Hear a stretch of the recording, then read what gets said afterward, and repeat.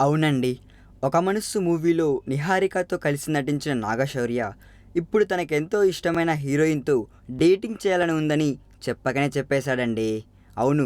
కానీ ఈ విషయాన్ని డైరెక్ట్‌గా చెప్పకుండా ఆ మూవీ ప్రమోషన్ కోసం చెప్పిన మాటల్లో చెప్పినట్టుగా చెప్పేశాడు. ఈ మధ్య తనపై వచ్చిన వార్తల్లో తనతో కలిసి నటించిన హీరోయిన్‌లందరితో తను డేటింగ్ చేస్తున్నట్టు వార్తలొచ్చాయి.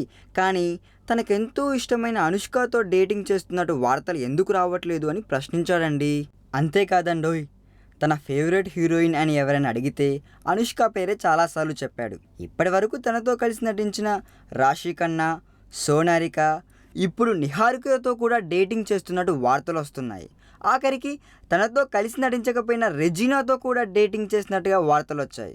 కానీ తనకి ఎంతో ఇష్టమైన అనుష్క పేరు మాత్రం ఆ లిస్టులో లేదని తన మనసులో ఉన్న విషయాన్ని బయట పెట్టేశాడండి ఈ హీరో.